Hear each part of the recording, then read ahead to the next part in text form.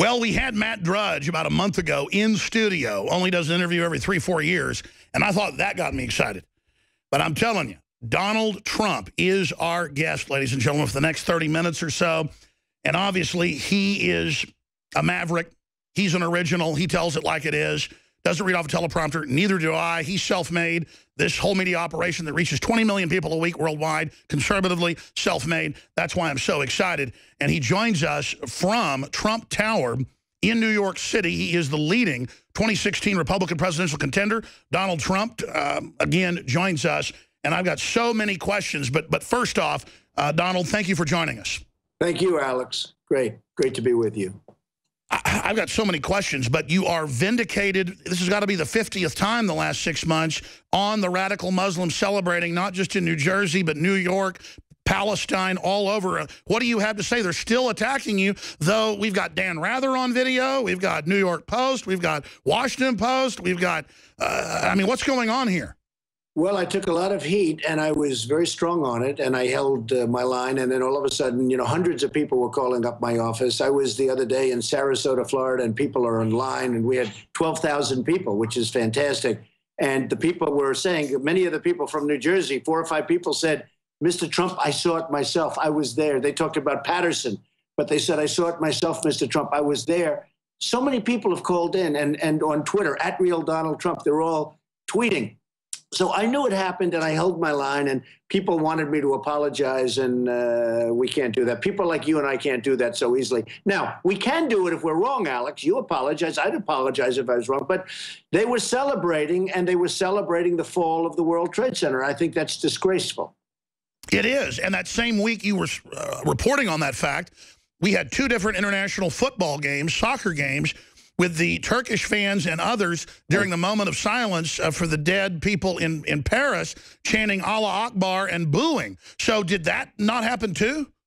Well, that happened, and everybody saw it. That was a week ago, and the players were out on the field, and they couldn't believe it. They were embarrassed. They didn't know what to do. The coach and the managers, they all apologized, but it happened. Look, we have to deal with reality. And, you know, it all started because I said we need surveillance. We need proper surveillance. We have people that truly are evil, and they're coming from someplace, and you know sort of where they're coming from, at least the vicinity. And I said, we need proper surveillance, whether it's a mosque or any place else. We have to be surveilled, and we have to see what's coming at us, because we're not going to have a country anymore. Between the weak borders that we have, the pathetic and weak borders where politicians are afraid to do anything about it, between all of what's happening with radical, you know, you look at what's going on. You have a president that doesn't even want to talk about, you know, the radical Muslim stuff. He doesn't want to mention the word. He doesn't want to say it. But you look at what's happening where we have a president that's over there celebrating global warming and trying to get everybody excited about global warming, like that's our #1 problem. He considers that to be our #1 problem. And our #1 problem is what's going on where they want to blow up our cities and they want to blow up our country. That's our #1 problem. And then our #2 problem is crippled America, your #1 New York Times bestseller. We're going to talk about that in a few minutes, but let's continue with the #1 problem. And I agree with you. It's now in mainstream news, Associated Press and others are reporting that it's a secret deal with Turkey, with the Germans, with Merkel, the admitted socialist, to bring in millions of radical Islamists. They admit almost all of them are Sunni, that basically invaded Syria. They're getting their butt kicked by the Russians, so now they want to flee up to the north into Turkey. You said months ago, bomb the oil of ISIS, and the mainstream media laughed because you said the sky was blue again. Now the Pentagon says that's the right thing to do. And now you've come out saying, quote, it looks like that Turkey's on the side of ISIS, close quote. Well, that the next day, the Russians released satellite photos documenting that there are literally thousands of trucks coming up to the border at these huge terminals connected to Erdogan, the president's son, making billions of dollars total off of this. Again, you're in trouble for saying the sky is blue. Well, I was right about that. I was right in saying in a book that I wrote, you covered it really nicely, I appreciate it, but I wrote a very political book years ago in the year 2000, The America We Deserve, and I said in that book that we better be careful with this guy named Osama bin Laden. I mean, I really study this stuff. I really find it very interesting, and even though I'm a businessman, I always have been involved in politics. I said, We better be careful with Osama bin Laden. There's a guy named Osama bin Laden. Nobody really knew who he was, but he was nasty. He was saying really nasty things about our country and what he wants to do to it. And I wrote in the book, 2000, 2 years before the World Trade Center came down, I talked about Osama bin Laden. You better take him out. I said, he's going to crawl under a rock. You better take him out.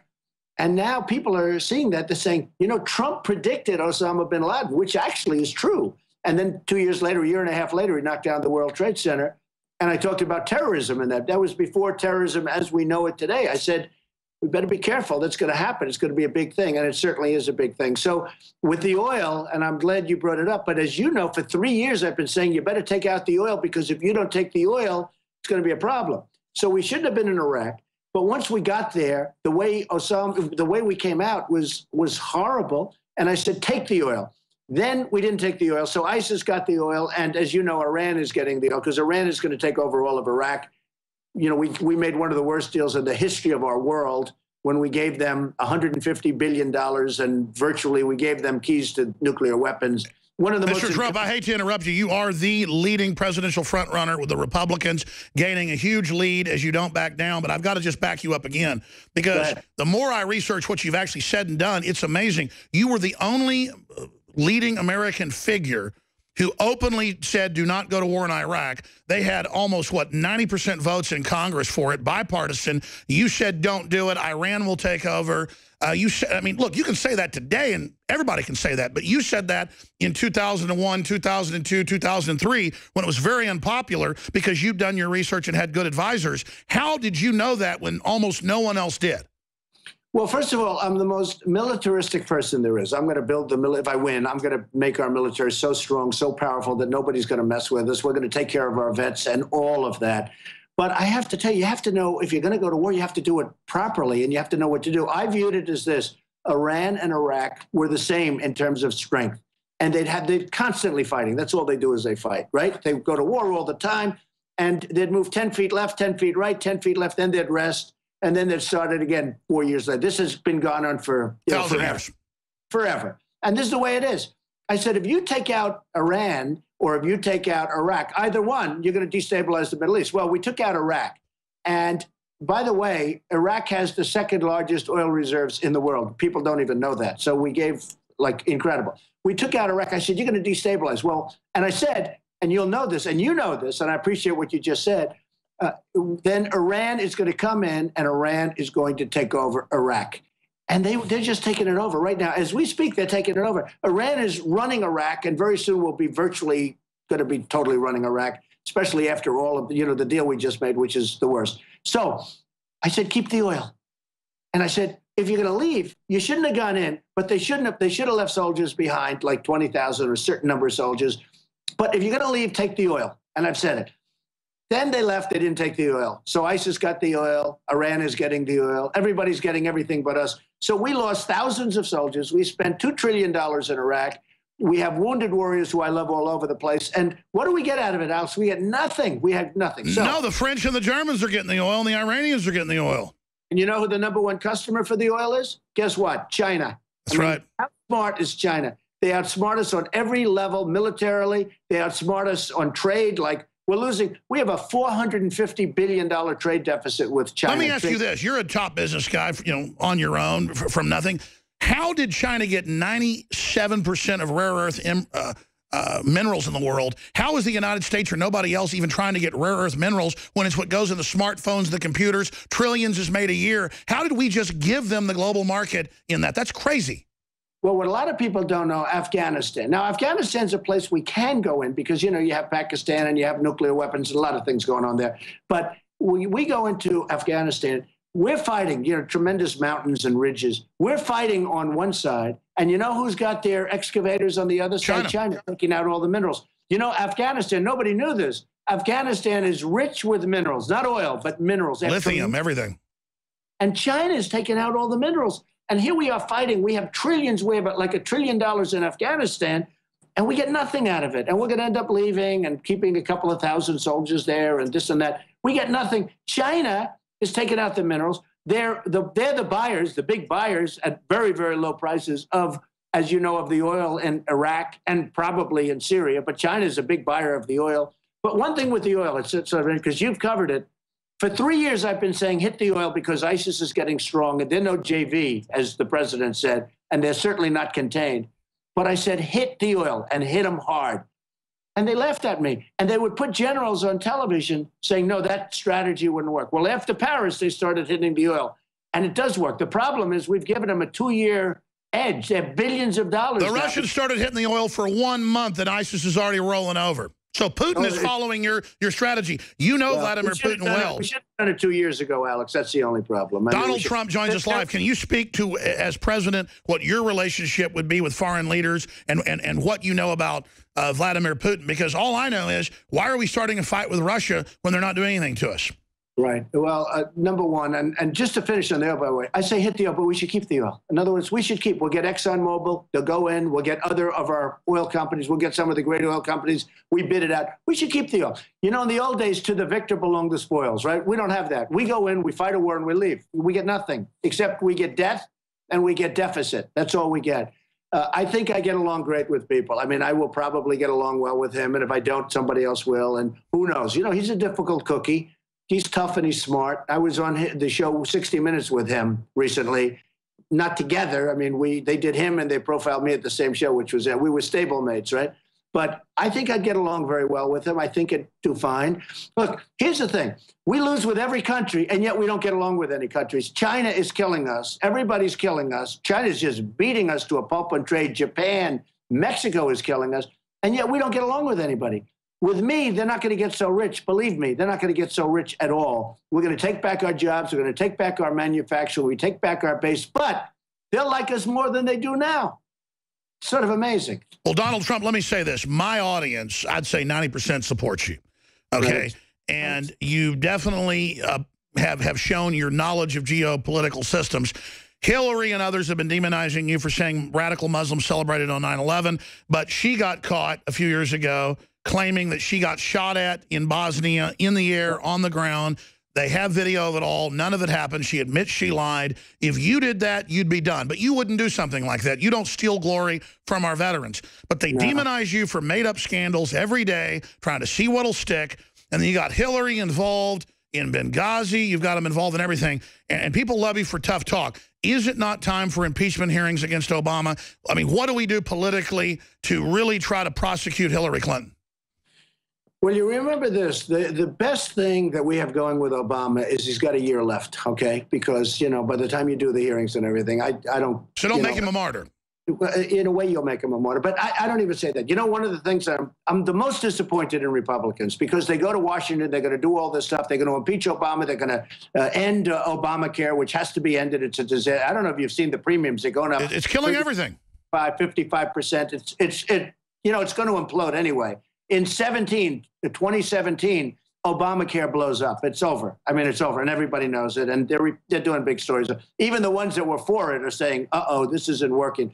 Well, the premiums are a disaster. And if you look at anything having to do with Obamacare right now, it's over. But the problem with the Republicans is they'll try and fix it. They'll try, instead of get rid of it, and we can come up with a phenomenal plan that's much better for the people. The people are getting killed with that. So there's so many things to do, Alex. We will do such a good job. There's so many fronts. A number. We'll win on trade. We're going to strengthen our military. We're going to take care of our vets. We're going to get rid of Obamacare. We're going to do so many things. There's so many things that can be done, but we have to use our good people. You know, everybody running against me in terms of even the Republican side, and Hillary certainly, they're all controlled by their donors and their special interests and the lobbyists. Right? I'm putting up my own money. I'm funding my own campaign. Nobody's going to control me. I'm going to do what's right for you and for the American people. Listen, I get it. I mean, you are a true maverick. I understand. You know, you've made tens of millions of dollars. You've hired tens of thousands of people. I mean, I would imagine that as you've gotten older, correct me if I'm wrong, because I know you talked about wanting to serve America decades ago, really all it comes down to is wanting to have a free country for your children and grandchildren. And that's where I want to come to this point next. Because I know you're smart, sir, and I know that you also, though, you don't dumb your message down, but you keep it at a mid-level so the general public and the establishment as well can get it. But let's get down to brass tacks. I routinely talk to the top generals, special forces, Pentagon currently, out of the Pentagon, CIA, as I know you do, and we'll just leave it at that. There are a lot of people in this government and also retired who don't want to destroy the country. They really know that we've reached the crossroads where the country's done as a third world nation within a few more years. Forget Donald Trump in 4 years. If this happens, we're done. I mean, we're talking about resurrecting the dead here. We could turn it around right now, as you've said properly. You're dead on, sir. You're right. We could turn it around. All the actuaries, all the numbers show it. But it's got to happen the next few years or we're done. And there are globalists that want to have a world government, a system run by select crony capitalists using socialism at the grassroots to make people dependent. And I've talked to not just high-level folks that have been in government that are on your team, but separately high-level people in government currently that say there's an internal war going on and that you're a manifestation of that. I don't want to get anything inside baseball with you, but I already know the inside baseball.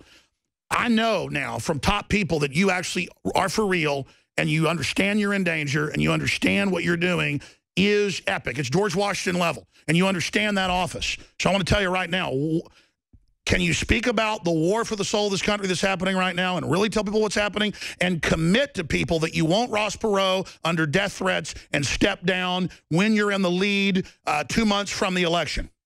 Okay, so let me just tell you, Alex, as you know, I'm leading in every poll nationally, in every poll state. I'm leading in Iowa, New Hampshire, South Carolina, the SEC, Texas. I'm leading in Texas, which I love. I love Texas. You know, we were there. Mark Cuban called up. He said, do you want to use the arena? I used it. We filled it up in 3 or 4 days, 20,000 people. In Mobile, Alabama, we had 35,000 people. We had 20,000 in Oklahoma. I'm so into this. And I'm not into it. You know, I could do other things that I would enjoy doing, to be honest with you. No, you're doing a dangerous mission. We understand that. It's not an easy thing. But the key is make America great again. We can make America great again, but if you have to suffer through 4 more or 8 more years of what's gone on in the past and you know, what's going, it's just, we're being eaten away. It's eating away at our country. And we can make, in my opinion, we can make America greater than ever before, but we have to get going. It has to happen. We have to get going. And, you know, when you look at the vision, I said Iraq, you agreed with me on Iraq. I said hit the oil. I said a lot of things that turned out to be true, 100% true. And I'm giving credit. I'm given credit by some people. Some people refuse to acknowledge it. You know, they refuse to say. No, you've been absolutely on target. So what I'm asking is, though, can you speak to the crossroads we're at right now, though? Because you've talked about it. Are we at a crossroads to decide whether this country's done or whether we go to the next level? Well, I think that, sadly, I think that if we don't get it right this time, I think this is going to be the most important election our country's ever had. I mean, you'd have to say George Washington is right there. You know, the couple of pretty important elections, right? But this is certainly in the modern era, this is the most important election our country's ever had. If we don't get it right, if we put another one of these people in, like Hillary, I mean, she's so corrupt. She is so corrupt, and she shouldn't even be allowed to run. And frankly, her greatest legacy, she was a horrible Secretary of State. If she runs, I think her greatest legacy will be that she got out of the email scandal. That's what I think. It'll be one of the greatest jobs I've ever seen of getting out of a scandal, because General Petraeus and many others, I mean, their lives have been destroyed for doing 5% of what she did. That's right. So she shouldn't be allowed to run.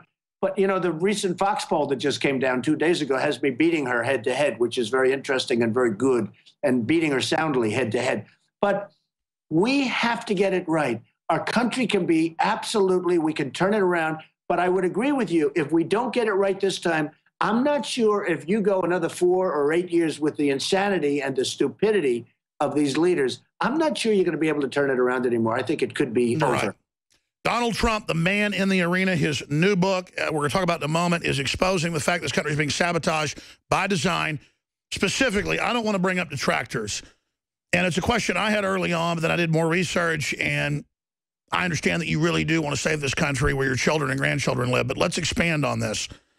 There are certain pundits out there saying you played golf with Bill Clinton, and so you had to do business in New York, so you said nice things about Hillary. I get keeping your enemies closer when you're not, in politics. I get it. I understand. I think that's what you did. But tell us specifically, and I don't think this now. I've seen it. I know you're for real. You wouldn't be saying the things you're doing. They're scared of you. The whole system's coming on against you. But promise us that you're not going to drop out at the key moment, keeping all the other Republicans out of view, and then Hillary races to the head or Jeb Bush does, because as you know, folks are claiming you're a Clinton operative. You know, I've never heard that. I heard it actually a few months ago, but I've hit her harder than anybody times 10 If you look at this. You have. I was a businessman. I've only been a politician for 5 months. I hate to use the term because, it's all You're a talk, statesman. But I've just been doing this for a very short period of time. I was establishment. I was like a guy like you would say Trump is total establishment. And I was a big donor to a lot of different Republicans. But over the years, I've given to Democrats, I've given to Republicans, I've given to everybody because I had an obligation. I was a businessman. One of the magazines recently called me a world-class businessman. The truth is I did. I built an unbelievable company, tremendous assets, not only that, iconic assets, very little debt, tremendous cash flow. It's a great company. And by the way, people now see how good when I did the filing. Everyone said, oh, he'll never file. It's almost 100 pages long, and it's an unbelievable company. So I built, which, by the way, the reason I say that, that's the kind of thinking our country needs. But I got along great with Clinton. I got along great with Harry Reid. I got along great with everybody because when I needed them, I didn't want to have argument. I didn't want to have somebody say, well, Clinton doesn't want it to happen. Sure, you're not a loser. You don't get in mindless fights. You move forward with your agenda. But now you see America in trouble, and you're, hey, that's all sidelined now. Donald Trump's not working for Donald Trump. He wants to work for America. Yeah, as a businessman, you couldn't have even functioned if you don't get along with I know, people. yeah. For example, in New York City, it's 95% Democrat. I mean, if I didn't get along with the Democrats, I wouldn't have one building. I'll tell you, I mean, you did want the vice president, position. It's come out decades ago behind the scenes. I know you're a Republican. What about libertarianism? What's your view of libertarianism? And then I want to ask you, who's your favorite president, and who do you think your running mate might be? Folks think it's Ted Cruz. Well, I think that libertarianism is sort of interesting. There are certain things that I really like about it, but, keeping government out as much as possible. We need government for protection. We have to protect. When you look at these maniacs in the Middle East that want to destroy us, and, the problem we have today, Alex, is the weaponry. If this were 100 years ago, I'd say forget about them. Let them keep fighting. They've been fighting all their lives. Let them keep fighting each other. Who cares? But the weaponry is so powerful, and they hate us so much that we have to now protect. So that's a big part of government. So there's a certain common sense to certain elements. And I do very well with the libertarians, frankly, because they sort of get it and they get me. But we need bigger strength than I think the libertarians really want. And we need it. And we have to have it. We have to have it. If we don't have it, we're not going to have a country. If we don't have borders, we're not going to have a country. As far as running mates, it's too soon to say. I actually respect a couple of people that are on the stage. Some of them I have absolutely no respect for. I think they're not very good at all at what they do. You look at what's going on. But I have respect for a number of people that are on the stage with me. I have respect for a lot of people that are throughout this country, political people. I'll pick somebody I think that can really be a great vice president. Ultimately has to be a great president because that's, 90% of that function is, if something bad happens, they got to be a good president. You have to view it from that standpoint. And my favorite president in the more or less modern era would be Ronald Reagan. I've always liked him. Mine too. I helped him. And by the way, he was a Democrat. A lot of people don't know. He was. Somewhat of a liberal Democrat, Alex, as you know. And he became a somewhat conservative, I wouldn't say the most conservative, but a somewhat conservative Republican. But he wanted to make America great. And he really did. He had actually, let's make America great. That was his, and mine is make America great again. So there's a little bit of a difference. But my son, finally sold me on being a bigger supporter of yours. I mean, I liked you, love Americana, you're pure Americana, but I'm still, was research. But my 13-year-old son's really smart, does a lot of research. He watches all the debates, and he just really loves you. He is on cloud 9 that you're here, Rex Jones, and it was his question, which president was your favorite? But all time, who's your favorite? Well, all time, I'd say Ronald Reagan. Shorter term, I would say, well, you look at Lincoln and you look at Washington. You have to go with they're the classics, right, Alex? You think in terms of the great classics, you have to go with the Lincolns and the Washingtons. I agree. As a man's man, George Washington was a badass. Yeah, that's what they say. I mean, that's what they say. They say he never told a lie. Let's hope that's true, okay? But George Washington was pretty good.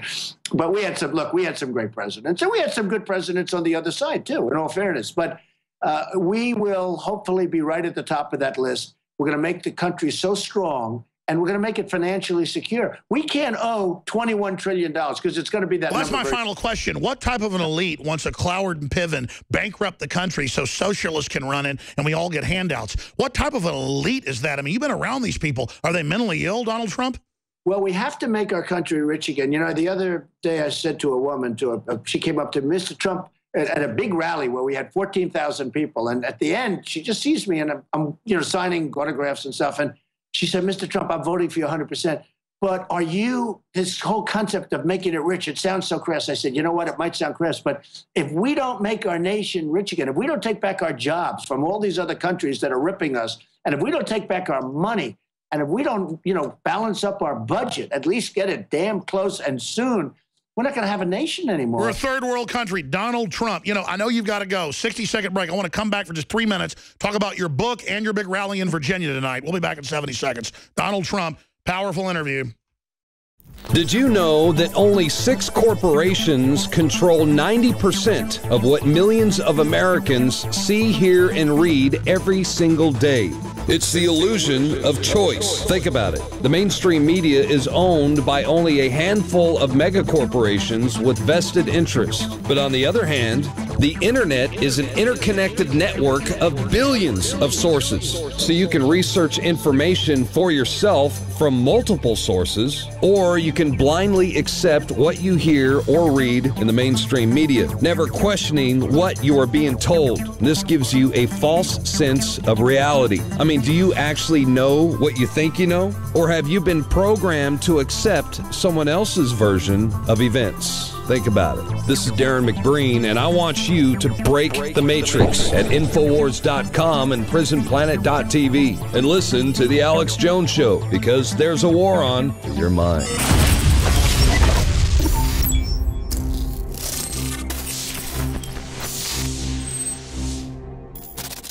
You got to want to be on the top. You got to want to be free, or you're going to be slaves. Donald Trump's agreed to stay a few more minutes with us. And he brought up, somebody that he wanted to thank on air that I want to thank on air. He came in here a month ago. He's been on all these big shows. Just an incredible guy. I was aware of who he was, a patriot fighting communism all over the world. Tell us, Mr. Trump, about Mr. Stone, who helped get this interview set up. Well, Roger's a good guy, and he is a patriot and believes strongly in a strong nation, a lot of the things that I believe in. And, I see him all over television. People like Roger. He's a tough cookie, I will tell you that, but people like him. But he's been so loyal and so wonderful. And he is the one. He really wanted me to do this interview, and I'm doing it. And so we appreciate it, Roger. Well, I knew who he was, but then I did more research on him. This guy literally fought communists all over the world, ran big elections against the Soviet Union in Latin America and Africa and Asia. I mean, and I know he's been friends with you for a long time and advising you. So, again, my respect level went up even more knowing that you're talking to real political operatives, not fake pundits that are on TV. And that brings me to mainstream media. I love the fact, when I first saw it a few days ago, they misrepresented it. They said Trump wants $5 million. Then I read deeper. You said give $5 million to wounded warriors before I go make CNN $50 million. That's what you make these shows. Isn't that terrible? They took that statement. I said, give $5 million. I'm going to want $5 million that we're going to give to the wounded warriors or the vets, right? Which is the same thing as far as I'm concerned. We split it up because they're making a fortune on these debates, which never had anybody. Fox had 24 million people. They used to get like 1 million. And CNN had the biggest ratings in the history of CNN.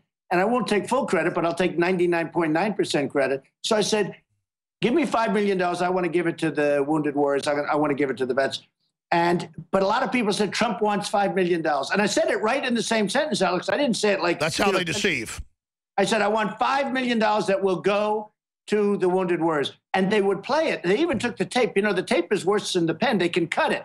So they say, give me $5 million, and then they cut it. Nobody knows, what am I doing? I'm asking for money to be on a debate. It's ridiculous.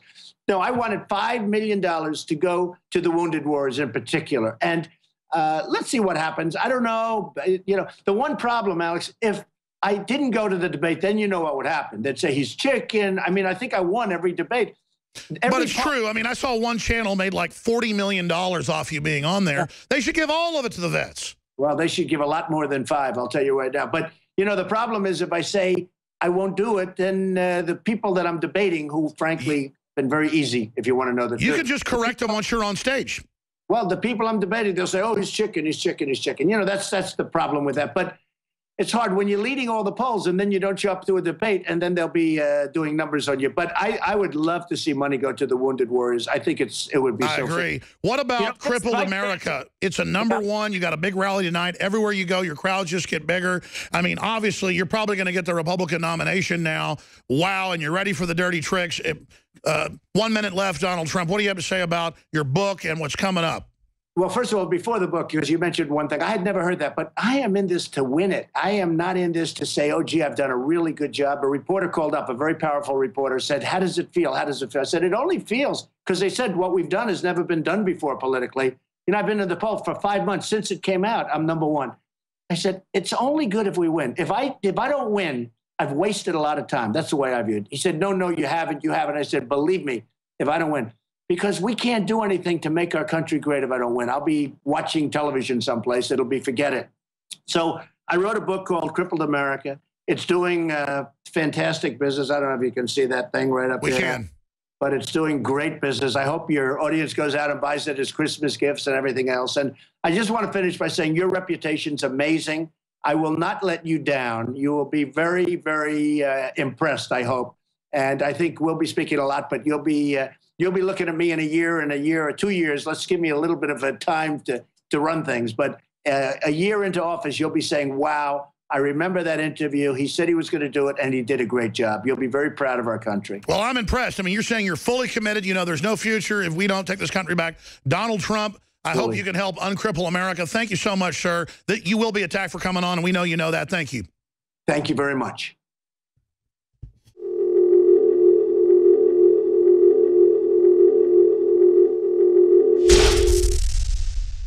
A clean, toxic-free body is the foundation of true health. Introducing Deep Cleanse by InfoWarsLife.com, a scientifically formulated blend of nanocolloidal zeolites and organic ingredients that aid the body in cleansing chemicals and toxic metals. Using our proprietary multi-step extraction technology, Deep Cleanse is our most affordable all-in-one cleanser. With concentrated organic compounds like cilantro, milk thistle, fulvic acid, orange peel, zeolites, and others, Deep Cleanse doesn't hold back. Instead of buying 5, 6, or even 7 different cleansing products, we use decades-old scientific research to put together the Rolls-Royce of all-in-one cleansing. Look, there's a reason Deep Cleanse is the only product on the market that uses our proprietary Spigyrex herbal processing technique. We use only the highest quality organic herbs backed by serious research, and we still bring it to you at the best price out there. If you wish to find Deep Cleanse and experience the all-in-one cleansing, visit InfoWarsLife.com. That's InfoWarsLife.com, or call 888-253-3139. In the past decade, we have witnessed unparalleled scientific discoveries in the area of health. But no one has put together a formula that focuses directly on brain health, nerve growth factors, and optimizing your cellular energy at the same time. DNA Force is one of the most expensive formulas to produce. Some of the ingredients in DNA Force are $12,000 a kilogram. We are using the coveted, patented, only American source of PQQ, CoQ10, and more. You want the best that's out there at the lowest price anywhere? Well, we're bringing you a total win-win.